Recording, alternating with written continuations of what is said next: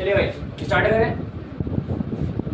सबसे पहले क्या करते हैं हम लोग, जो लास्ट टाइम हमने पढ़ा था ट्रिग्नोमेट्री का, थोड़ा सा बेस तो पढ़ लेते हैं। सबसे पहले मैंने आपको क्या बताया था सर, आपने हमें बताया था ट्रिग्नोमेट्री के बारे में। आपने हमें कहा कि जो ट्रिग्नोमेट्री है ये दो वर्डों से मिलकर बना हुआ है। फर्स्ट ऑफ ऑल ट्रिगोन और सेकंड मेट्रोन। ये समझ में आ गया सर? ट्रिगोन में मैंने कहा था ट्रिगोन का मीनिंग होता है 3 साइड्स, 3 वर्टिसेस, 3 एंगल्स, ठीक है ना। और ये सारी क्वालिटीज किसके अंदर मिलती हैं? ट्रायंगल। ये बात क्लियर है? मेट्रोन का मतलब क्या बताया था? मेजरमेंट। मेजरमेंट कोई दिक्कत है किसी वाले को? हिंदी वाले त्रिकोणमिति, त्रिकोणमिति, त्रिकोण मतलब त्रिभुज, त्रिकोण मतलब और मिति मतलब मापन, तो मेजरमेंट। बात क्लियर है क्या? जो हमारा ट्रायंगल था, मैंने कहा था कि ट्रायंगल क्या होता है? हिंदी वाले त्रिभुज क्या होता है? मैंने आपको कहा था कि हाँ, 3 भुजाओं से घिरी एक बंद आकृति, 3 भुजाओं से घिरी एक बंद आकृति, तो क्या कहते हैं? त्रिभुज। क्लियर है सर? त्रिभुज में 3 भुजाएं होती हैं, 3 कोण होते हैं और 3 कोने होते हैं, 3 वर्टिसेस। बात क्लियर है क्या?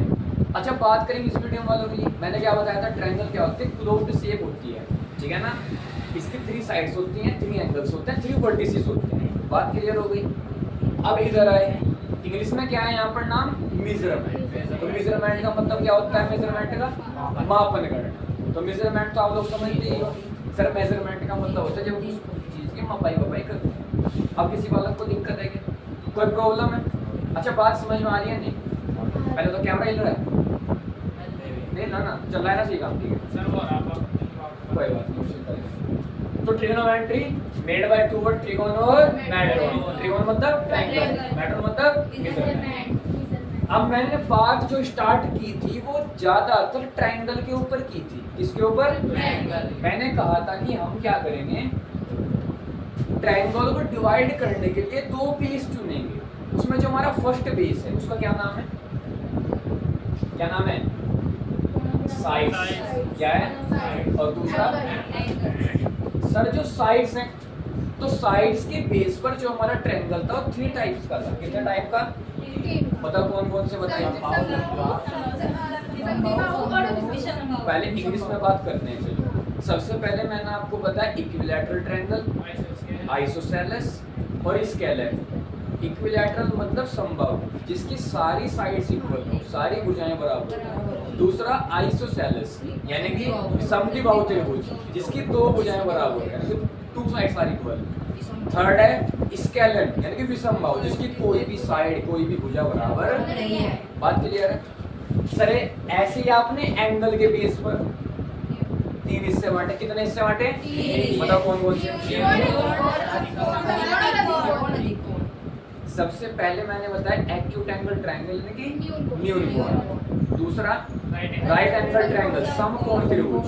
तीसरा ऑब्ट्यूज एंगल ट्रायंगल यानी कि अधिक कोण त्रिभुज। फर्स्ट वाला नाम से पता लग रहा है, इसके हर एक एंगल क्या होंगे? 60 से छोटे, 90 से छोटे। किससे छोटे? 90। बात क्लियर है?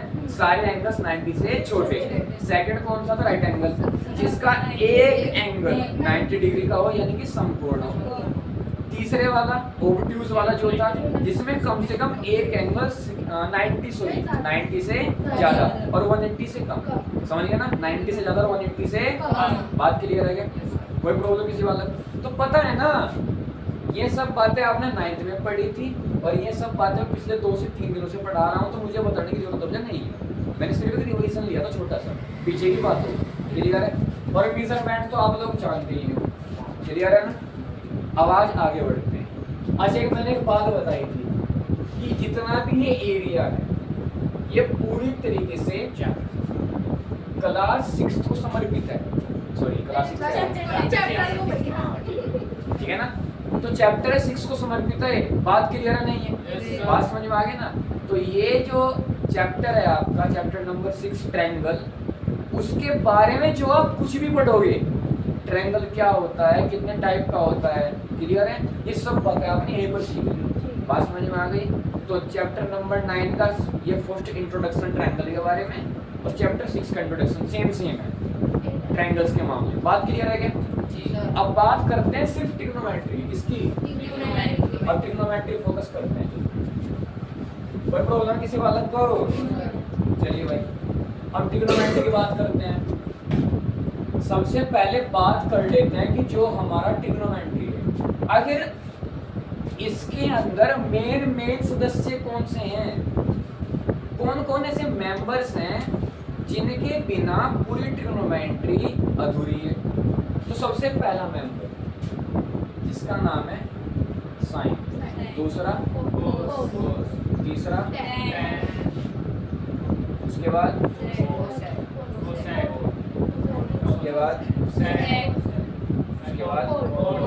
आगे पीछे नाम हो सकता है, उससे कोई सही है। क्लियर है क्या? अच्छा, कोई प्रॉब्लम है क्या? सर ये कौन है? तुम लोग ऐसे समझो, मैंने तुम्हें क्या कहता हूँ कि हर चैप्टर में कुछ ना कुछ मेंबर निकल के आते हैं। एज लाइक दैट मैंने तुम्हें कह दिया चैप्टर नंबर 3 है, चैप्टर नंबर और चैप्टर नंबर 3 है हमारा। बताओ कौन से वाला है? Linear equation in two variable, दो चरों वाला इक्वेशन है नहीं है? उसमें सबसे पहले ग्राफी विधि आती है, फिर उसके बाद में प्रतिस्थापन, उसके बाद में विलोपन, 3 विधियां हैं। हाँ भाई, ग्राफिकल मेथड, सब्स्टिट्यूशन और एलिमिनेशन। तो 3 मेंबर है ना जो ना प्रोसेस बना के घूम रहे हैं। तो हर चैप्टर में कुछ ना कुछ मेंबर पक्का मिलते हैं। इसमें भी हैं, इसमें 6 मेंबर। कितने? 6। अब याद करो चैप्टर नंबर 5 10th वाले, चैप्टर नंबर 5 याद आ रहा है? AN D N SN, कुछ याद आ रहा है? सबका अपना रोल था ना। ऐसे इन 6 के 6 मेंबर्स का अपना एक विशेष रोल है इस चैप्टर के अंदर। ठीक है? तो कितने मेंबर्स हैं? 6। बात क्लियर है? अभी जो मैंने नाम लिखे हैं ये सिर्फ एक रेशियो मात्र है। सिर्फ क्या है? एक रेशियो, यानी कि 6 के 6 जो है ये रेशियो है। हिंदी में कहे तो ये अनुपात है। क्या है? अनुपात। यानी कि इन्हीं रेशियो को ट्रिग्नोमेट्रिक रेशियो कहते हैं क्या? ट्रिग्नो, अरे नहीं समझ में आएगा मेरी बात? तो 6 के 6 मेंबर्स को ट्रिग्नोमेट्रिक रेशियो बोलते हैं। ये ट्रिग्नोमेट्रिक रेशियोज कौन कौन है? साइन, कोस, टैन, कोसेक, सेक और कोट। इनको बोलते हैं त्रिकोणमितीय अनुपात। क्या कहते हैं मेरे बच्चों? त्रिकोणमितीय अनुपात। बात क्लियर है क्या? ये होते हैं त्रिकोणमितीय अनुपात। और जो हमें त्रिकोणमितीय अनुपात निकालते हैं ये किसी एंगल के बिना नहीं निकल सकता। किसके भी आप पर निकलता है? किसके भी आप पर? एक बात और नोट करेंगे सारे बच्चे, अभी ट्रिग्नोमेट्री जो है वो सिर्फ और सिर्फ राइट एंगल ट्रायंगल्स में यूज होती है। किसमें?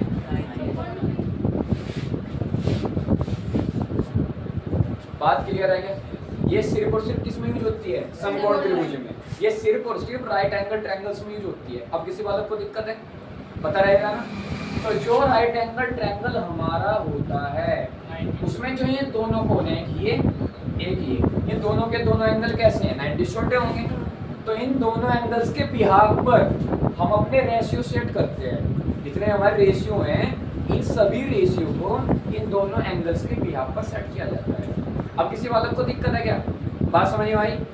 आई नहीं आई? यानी कि सर ये भी अधूरे हैं। हाँ जी, ये भी सर किसके बिना? एंगल। किसके बिना?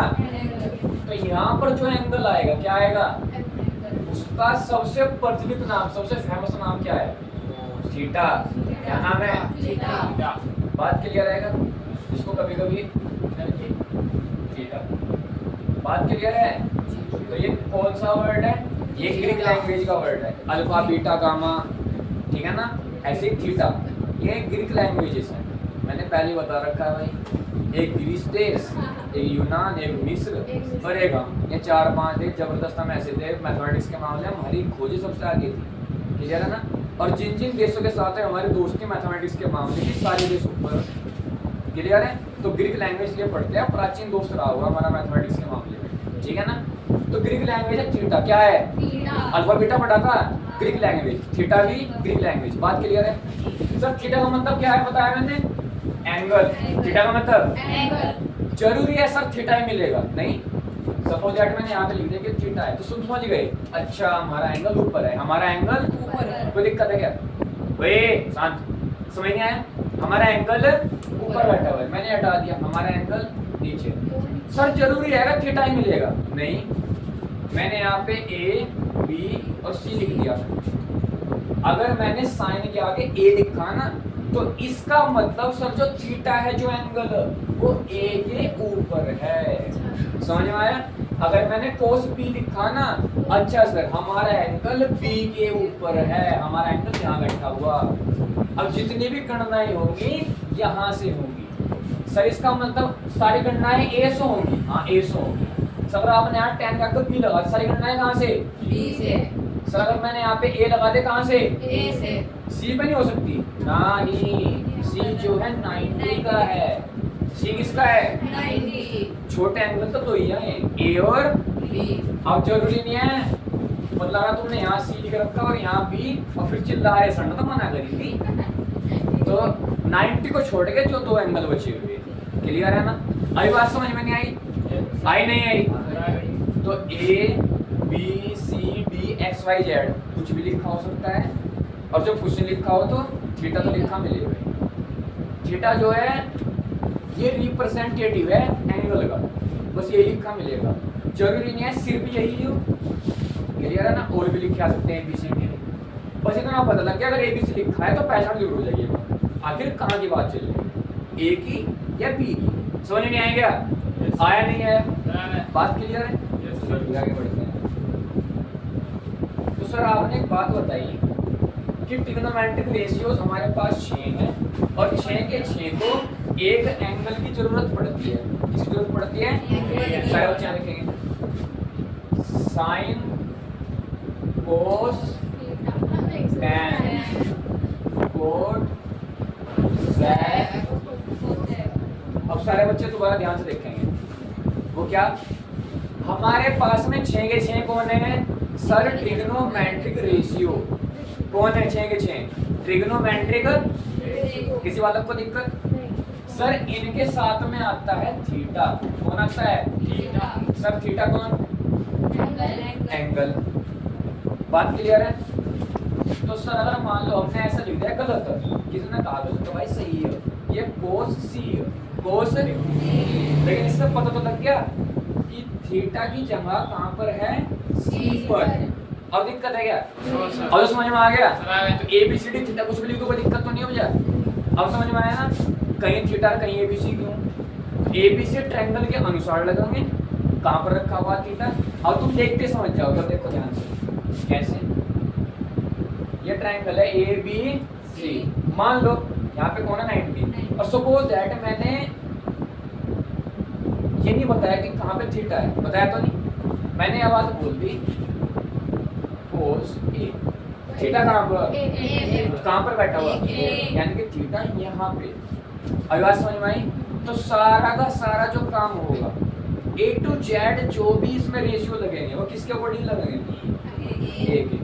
सर इट मीन्स ये हुआ ए और सी की जगह बदलने से, थीटा की जगह बदलने से, कहने का मतलब थीटा अगर ए पे हुआ तो कुछ और, सी पे हुआ तो कुछ और। हाँ सर देखो वो थीटा थीटा ये तो फिर तो ए बी बेस में आ जाएगा। हाँ ए बी बेस। हाँ वही बात करूंगा अभी। तो जो मैंने बात कही है कि अगर थीटा अपनी पोजीशन चेंज करता है तो क्या इसका इम्पैक्ट रेशियो पे पड़ेगा? डेफिनेटली पड़ेगा। सर क्या रेशियो भी चेंज हो जाएंगे? हाँ चेंज हो जाएंगे। क्लियर है? इतनी ज्यादा पावर है इसकी, पहले ही बताया था मैंने। ट्रिग्नोमेट्री में पावर किसकी है? सारी एंगल की। साइड की पावर तो जियोमेट्री में हो, समझ में नहीं आया? साइड एरिया पैरामीटर वगैरह तो जियोमेट्री का हिस्सा है। यहाँ पे सारी पावर किसकी? एंगल की। किसके? अभी बात समझ नहीं आई क्या? क्लियर है? इट मीन्स ये हुआ भैया कि जो थीटा है, जो एंगल है, वो रेशियो भी चेंज कर देगा, कर देगा। क्लियर है? बात समझ नहीं आई? चलो ठीक है, आपने कहा चेंज कर देगा। थोड़ा सा और आगे बढ़ते हैं अभी। अब बात कर लेते हैं, सर आप बार बार कह रहे हो रेशियो रेशियो, कैसा रेशियो? किस चीज का रेशियो? और उस रेशियो को देखते हैं। बात क्लियर है? अब समझ ध्यान से। उससे पहले कड़ी समझ लेते हैं, छोटी सी। ट्रिग्नोमेट्री में क्या कर रखा है, साइन का संबंध कोसेक से, कोस का सेक से, टैन का कॉट से। क्लियर है? कैसे? जैसे साइन है तो मैं साइन को 1 कोसेक लिख सकता हूँ, ऐसे ही मैं कोसेक को 1 साइन लिख सकता हूँ। नहीं समझ में आया? देखो इधर उधर पूछा दूंगा, इसको ऊपर इसको नीचे, समझ नहीं आया? बराबर 1/sin लिखा हां बता दीजिए। भाई, बात क्लियर हुई? तो साइन को 1 कोसेक और कोसेक को 1 साइन। नहीं समझ में आया? कोसेक को 1 और साइन को 1। अच्छा, तो कोस को 1 आवाज नहीं आ रही क्या? कोस को 1 टैन को 1 कोट को 1 सेक को 1 कोसेक को 1 साइन। 1 अब इस बात को दिक्कत शायद ये कन्फ्यूज होगी तो बात क्लियर? अब कोई प्रॉब्लम क्लियर हुआ ना? रिलेशन क्या है?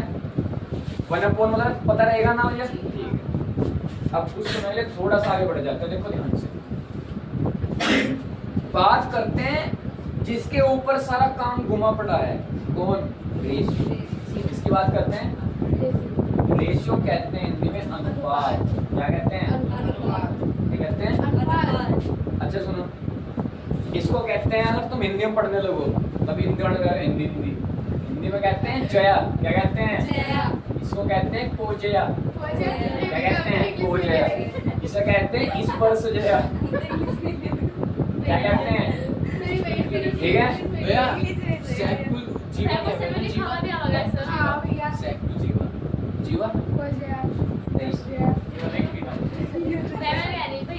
जीवा जो होती है कोड होती है। नहीं, सही को सहेंगे। देखो यहाँ पे मैं बता रहा हूँ, अब मैंने एक बात बताई, कोसेक जो है इसका उल्टा है, बताया नहीं कभी? कोसेक जो है 1 साइन है। पीछे बॉयज बताया नहीं बताया? यानी कोसेक साइन का रिवर्स, साइन का व्युत्क्रम।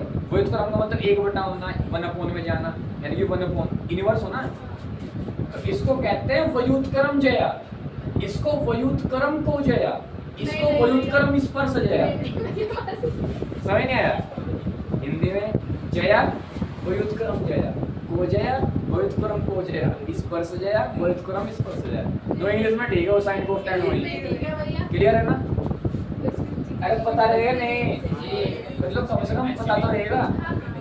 अच्छा अगर मान लो मेरे ऐसा कोई बेबुनियाद टीचर आ गया जो कहीं सब पढ़ा दे, उसने पूछ लिया निम्नलिखित में से कोर्स को हिंदी के किस सार्थक रूप से प्रदर्शित किया जाता है, ठीक है? तो क्या इसमें नाम रहेंगे जया, को जया, स्पर्श जया, ठीक है ना? इनमें से कोई नहीं। क्लियर है ना? बात क्लियर है? आ जाओ भाई, आ जाओ दोबारा से। सर आपने कहा सारा जो खेल है वो रेशियो का है, और रेशियो जो है वो थीटा पर डिपेंडेंट है।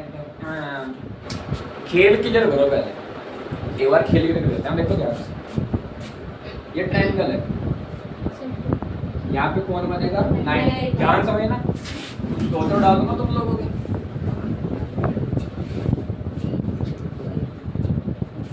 बात क्लियर है जी? ए बी सी, सी कितने का है? 90।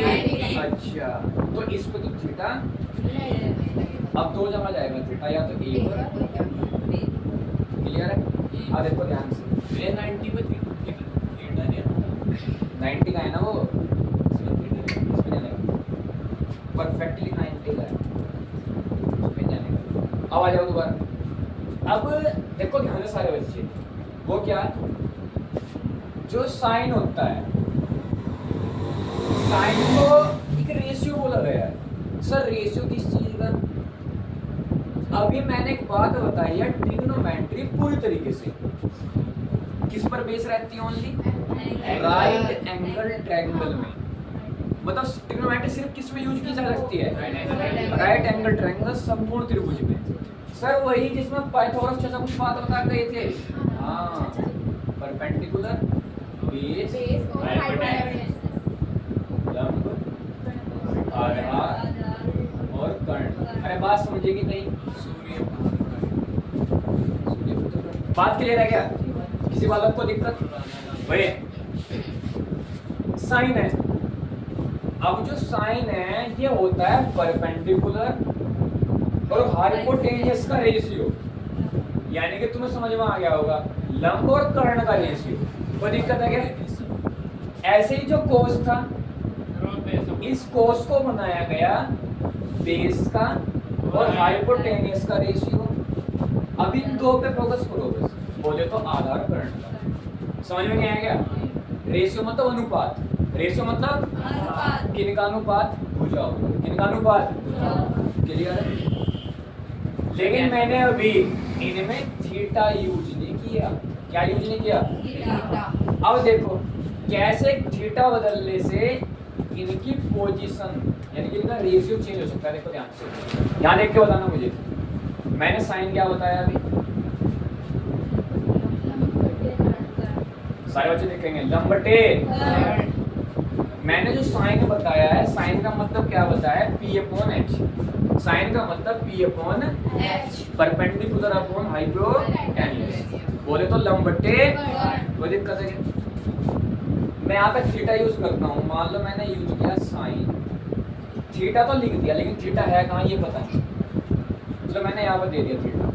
या तो मैं यहाँ पर लिख कर बताऊँ थीटा, या फिर मैं थीटा लिख दूँ यहाँ। अब समझ में नहीं आएगा? या तो यहाँ थीटा दिखाऊं या यहाँ ए लिख दूं, दोनों का मतलब एक ही है कि थीटा ए। अब बात क्लियर है क्या? साइन ए दिख रहा है ना तुम पीछे वाले कि साइन ए का मतलब क्या होगा? नोज वही होगा लंबटे कर्ण। लेकिन अब जो ये ए है ये हमें बताएगा कौन परपेंडिकुलर है कौन हाइपोटेन्यूज है। अब समझ में आया इसका यूज? सर साइन का मतलब तो सिर्फ और सिर्फ रेशियो, सिर्फ और सिर्फ परपेंडिकुलर और हाइपोटेन्यूज का रेशियो, बस ओनली, और कुछ नहीं। लेकिन जब मैंने एंगल लगा दिया तो वो एंगल ये बताओगा कौन परपेंडिकुलर और कौन हाइपोटेन्यूज। अब भी समझ आएगा मेरी बात? सोच लो एक बार, आई नहीं आई? तो साइन का मतलब सिर्फ और सिर्फ परपेंडिकुलर अपॉन हाइपोटेन्यूज। लेकिन अगर उसके साथ में एंगल लगाया गया तो एंगल बताओगा कौन परपेंडिकुलर कौन हाइपोटेन्यूज। अभी दिक्कत कुछ? और देखो ध्यान से, मुझे नहीं पता इनमें से कहां पर थीटा, लेकिन अभी मैंने क्या किया है थीटा यहाँ पर मानना। तो हमारे एक रूल होता है, सुन लो ध्यान से। वो क्या?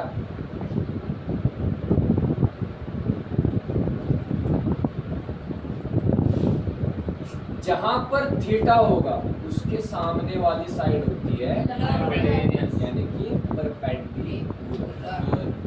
कोई दिक्कत? और 90 के सामने वाली होती है यानी कि कर्ण। और जो बच के तुम्हें दिख रही होगी आधार यानी कि बेस। किसी बालक को दिक्कत है क्या?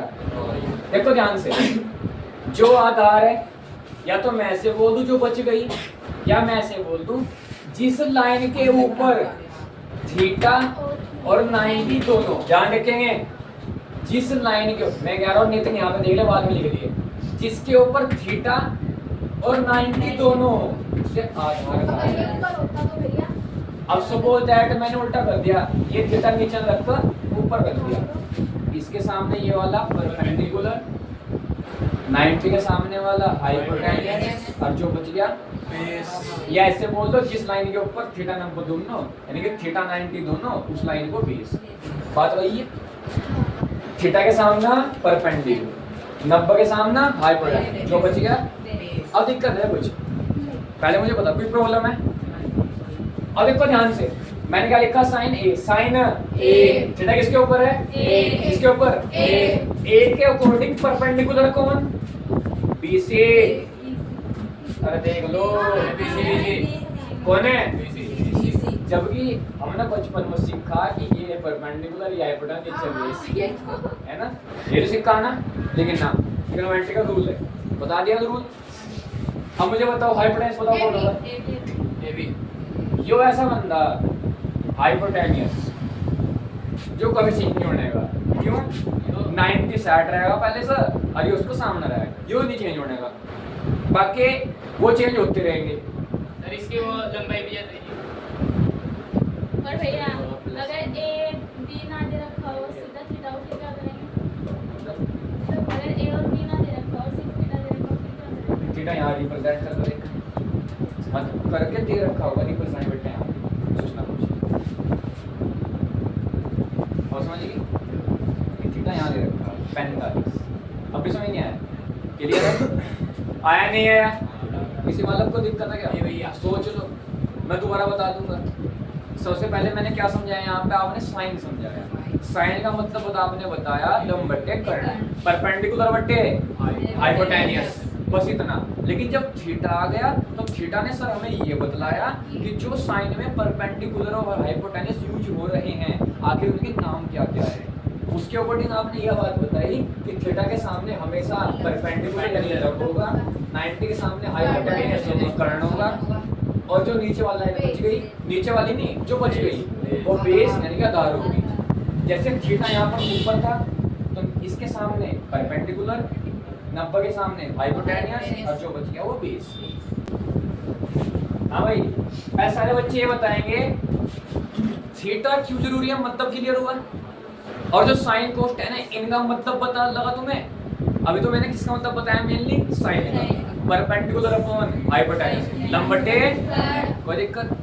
बाकी तुम्हें ये समझ में आया? 20 तक कर लो भाई। मैंने तुम्हें एक बात बता दी, वो क्या? परपेंडिकुलर कौन होगा, हाइपोटेनियस कौन होगा, बेस कौन होगा, ये बात क्लियर है? तो परपेंडिकुलर कौन? थीटा के सामने वाला। हाइपोटेनियस कौन? 90 के सामने वाला। बेस कौन?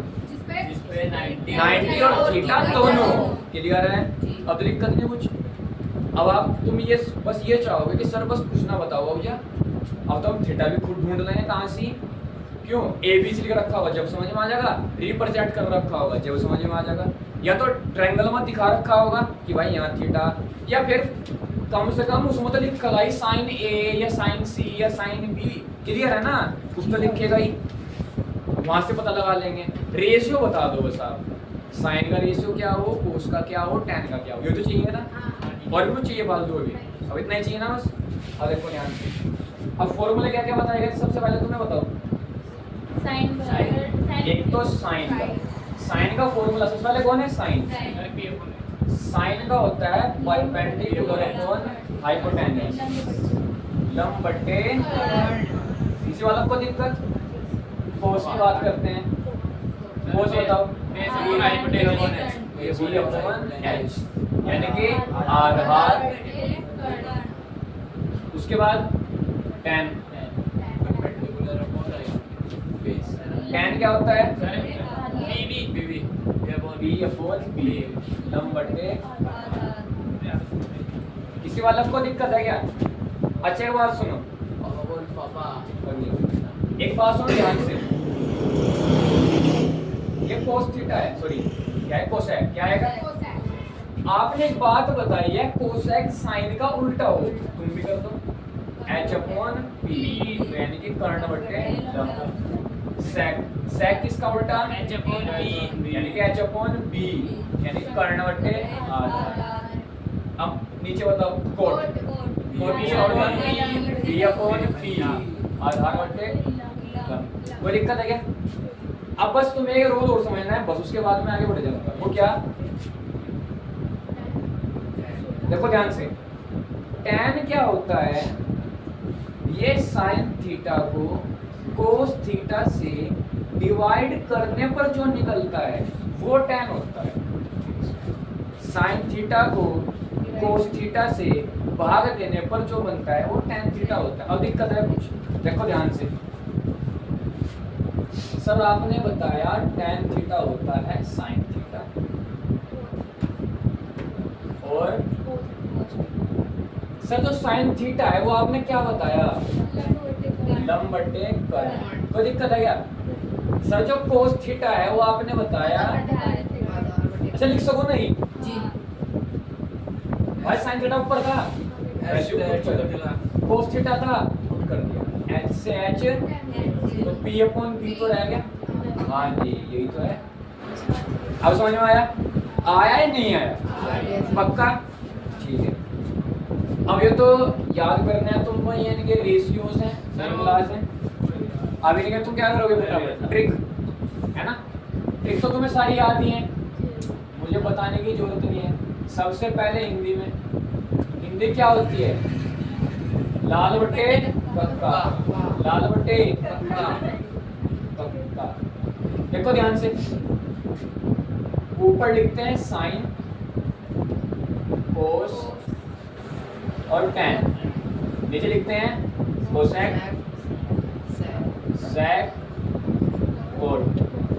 अगर सर ऊपर से देखें तो साइन का मतलब होता है लंब बटे कर्ण, ऊपर से देखें कोस का मतलब होता है आधार बटे कर्ण, ऊपर से देखें लंब बटे, नीचे से देखें कोसेक कर्ण बटे लंब, सेक देखें कर्ण बटे आधार, और देखें किसी वालों को दिक्कत? अब देखो नीचे आ जाओ। अब बात करते हैं इस वीडियो वालों की पीबीपी, पीबीपी, एचएचबी। देखो ध्यान से, और पापा सबसे ऊपर कौन होता है? साइन। कौन होता है? उसके बाद कोस, उसके बाद साइन आया। नीचे क्या होता है?